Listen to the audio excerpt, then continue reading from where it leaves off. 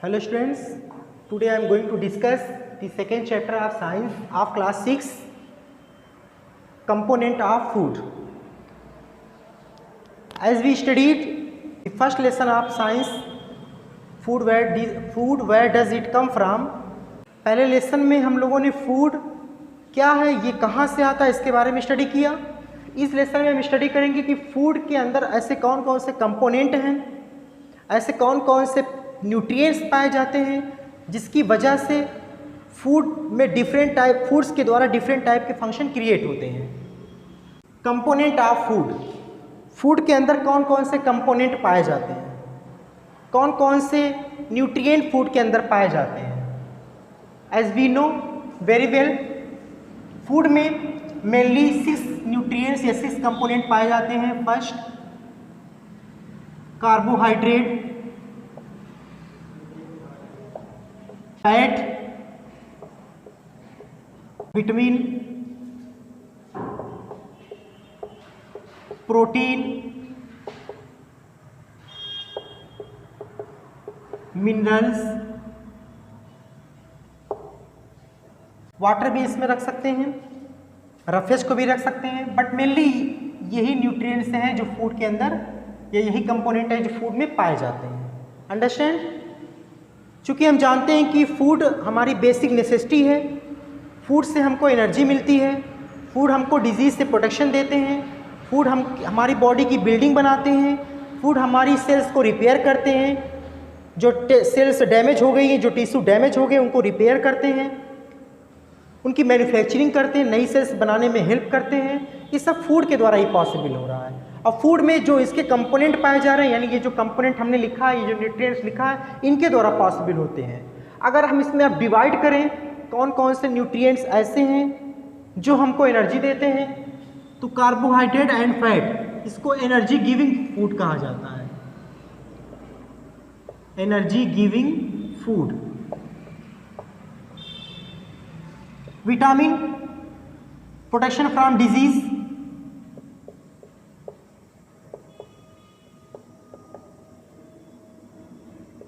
यानी protective food. Proteins, body building food.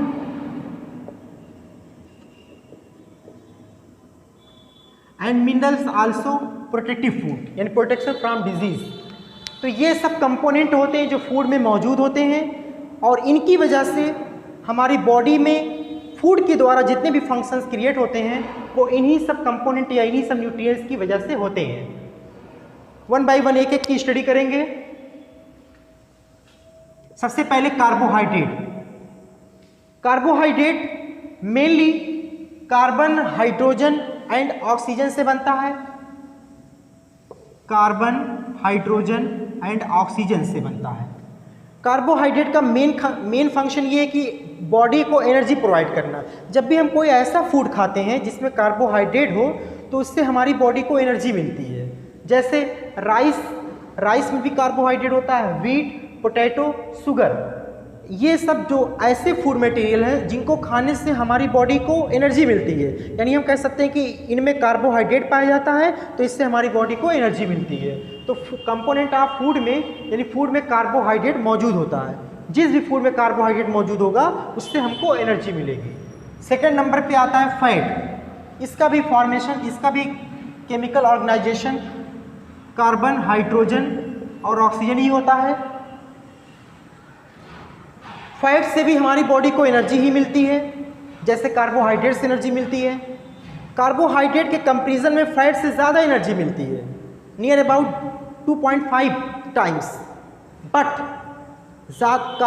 Fat का ज़्यादा यूज़ ये बॉडी के लिए हार्मफुल होता है, क्योंकि फैट जो होते हैं ये कोलेस्ट्रॉल के रूप में इकट्ठा हो जाते हैं, जिससे हार्ट की डिजीज़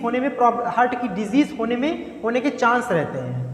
तो फैट 2 टाइप्स के होते हैं. जिससे हमको फैट मिलता है वो 2 टाइप से हमको मिल सकता है, एक बाई एनिमल और एक बाई प्लांट. एनिमल्स में जैसे मिल्क, बटर, घी, इनसे जो हमको मिलता है फैट मिलता है वो एनिमल्स के द्वारा प्रोवाइड होता है. प्लांट में हम ऑयल ले लें, जितने भी टाइप्स के प्लांट के द्वारा ऑयल मिलते हैं वो सब हमको फैट प्रोवाइड करते हैं. कह सकते हैं कि जितनी भी ऑयली चीज़ें होती हैं उनसे हमको फैट मिलता है। एनर्जी तो प्रोवाइड करते ही हैं फैट, बट इनका ज़्यादा यूज़ ओबेसिटी यानी मोटापा और दूसरी अदर डिजीज़ को क्रिएट करने में हेल्प मिलती है, इसलिए फैट का ज़्यादा यूज़ नहीं करना चाहिए। दोनों एनर्जी प्रोवाइड करते हैं, कार्बोहाइड्रेट भी एनर्जी प्रोवाइड करता है, फैट भी एनर्जी प्रोवाइड करता है, बस फैट का ज़्यादा यूज़ नहीं होना चाहिए। आपने देखा कार्बोहाइड्रेट किस किस से पाया जाता है, राइस में, व्हीट में, पोटैटो, शुगर, ETC और बहुत सारी चीज़ें हैं।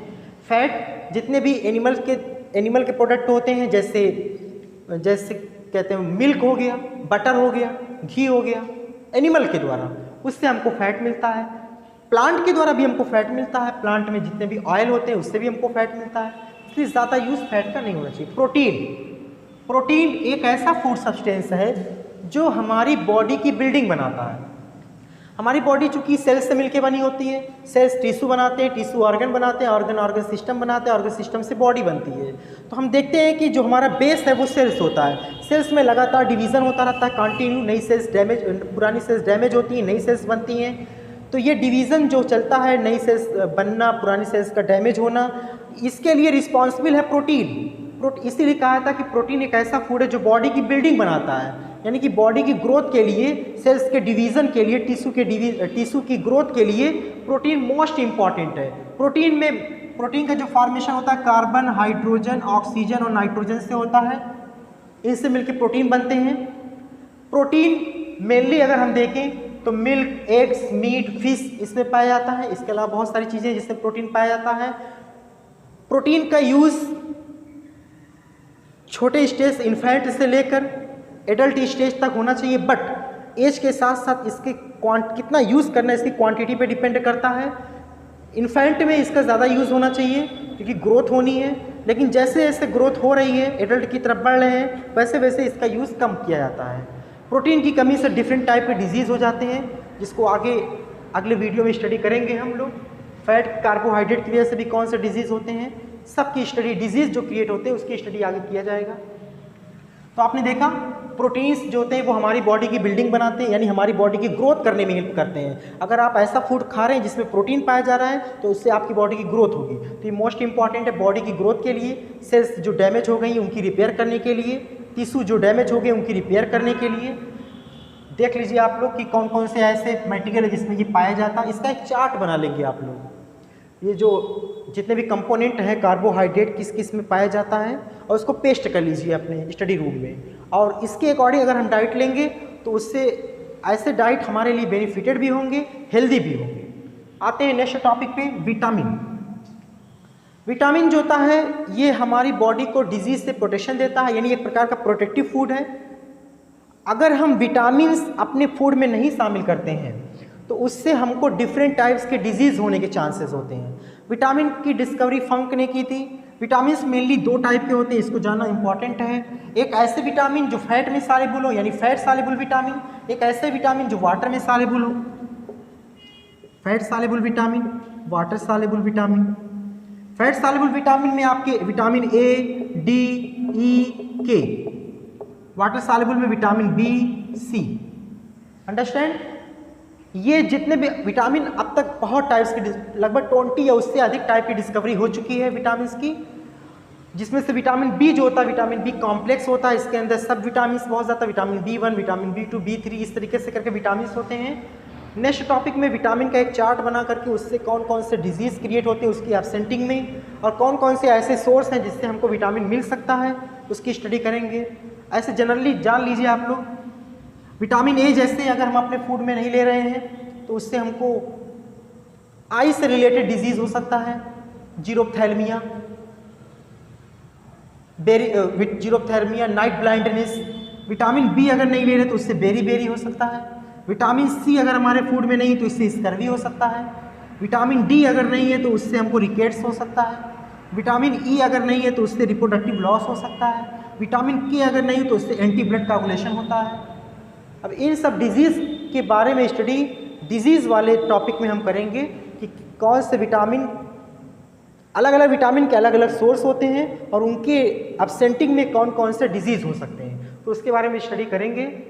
आप लोग बस इतना समझ लीजिए इससे, विटामिन हमारी बॉडी को डिजीज़ से प्रोटेक्शन देता है। विटामिन लेना हमारे लिए बहुत इंपॉर्टेंट है फूड के रूप में। विटामिन 2 टाइप्स के होते हैं, fat soluble vitamin, water soluble vitamin, fat soluble vitamin A D E K, water soluble vitamin B C. और उसके बाद आगे बढ़ते हैं मिनरल्स। मिनरल्स ये भी बिल्कुल विटामिन के जैसे वर्क करते हैं, ये भी डिजीज से प्रोटेक्शन देते हैं। मीट, फिश, फ्रूट्स, वेजिटेबल्स, ऐसे फूड में मिनरल्स पाया जाता है। मिनरल्स के बारे में बता देते हैं कि थोड़ा सा कि मिनरल्स जो होते हैं ये केमिकल कंपाउंड होते हैं, जैसे केमिकल सब्सटेंस कह लेते हैं उसको हम, जैसे आयोडीन हुआ, फास्फोरस हुआ, पोटेशियम हुआ, आयरन हुआ, ये सब मिनरल्स होते हैं। जैसे आयरन अगर हमारे फूड में नहीं है तो उससे हमारे आयरन का काम क्या होता है, आयरन हमारी बॉडी में जो हमारा ब्लड होता है, ब्लड में जो हीमोग्लोबिन पाया जाता है, हीमोग्लोबिन बनाने में हेल्प करते हैं आयरन।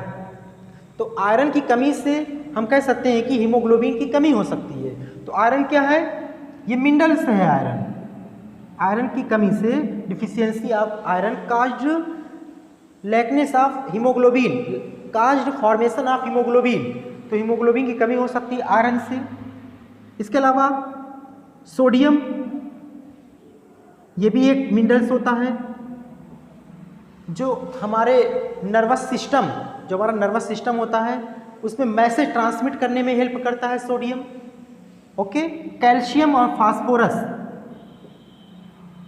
ये दो ऐसे मिनरल्स होते हैं जो हमारी बोन्स, हमारे टीथ, इसके फॉर्मेशन में हेल्प करते हैं। अंडरस्टैंड?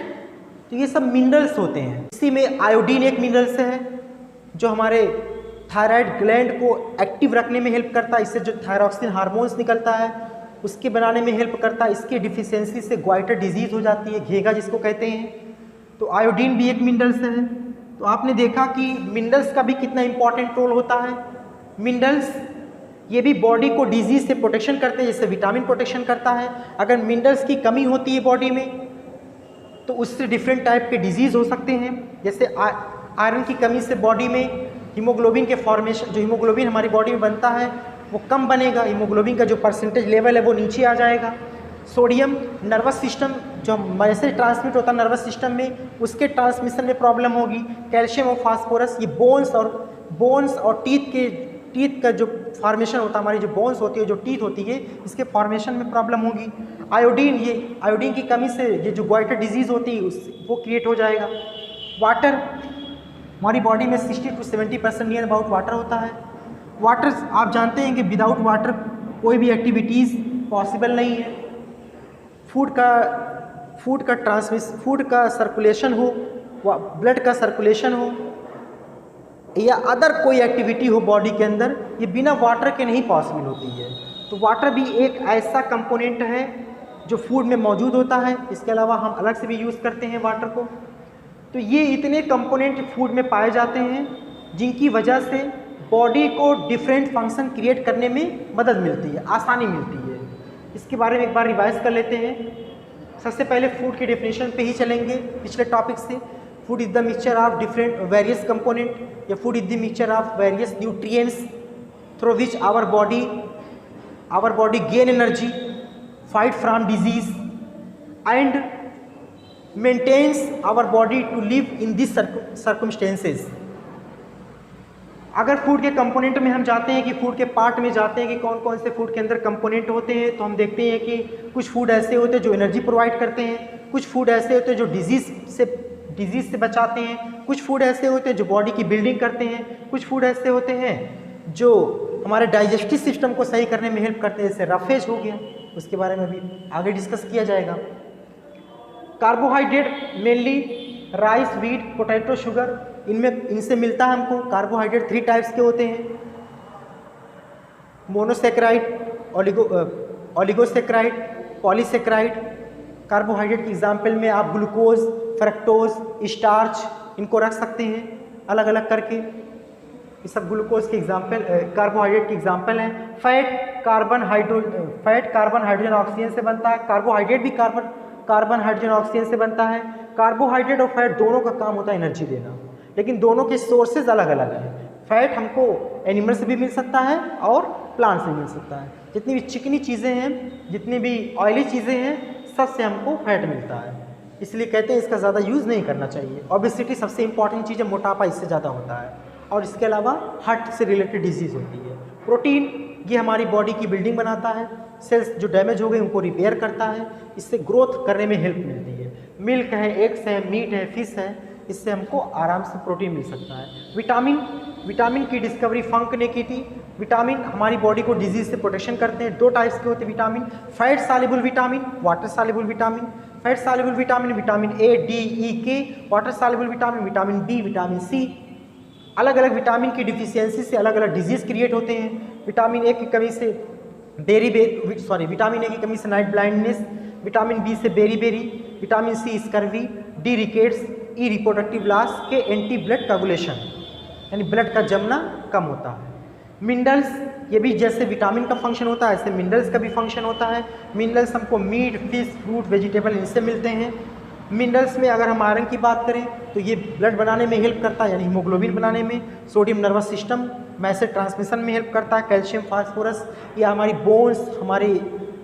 बोन्स, हमारे टीथ के बनाने में हेल्प करते हैं। आयोडीन ये हमारे थायराइड ग्लैंड के एक्टिवेट करने में, यानी थायरॉक्सिन हार्मोन्स के सीक्रेट करने में हेल्प करता है। तो ये सब हमारे कंपोनेंट हैं जो फूड में पाए जाते हैं। आप लोग स्टूडेंट्स एक चार्ट बना लेंगे पेपर पे, और एक तरफ जितने भी कंपोनेंट फूड के पाए जा रहे हैं वो लिख लीजिएगा, और दूसरी तरफ उसके सोर्सेज लिख लीजिएगा, कौन कौन से ऐसे सोर्स हैं जिससे मिलते हैं। तीसरी तरफ आप थर्ड रो में आप अगर हो सकेगा आपकी बुक में लिखा है तो आप लिख लीजिएगा कौन कौन से डिजीज़ क्रिएट होते हैं। ओके, आपको थैंक यू स्टूडेंट। अगर आपको कोई प्रॉब्लम आ रही है इस वीडियो में या कुछ ऐसा है जो नहीं समझ में आया है तो वो मैसेज करके आप पूछ सकते हैं।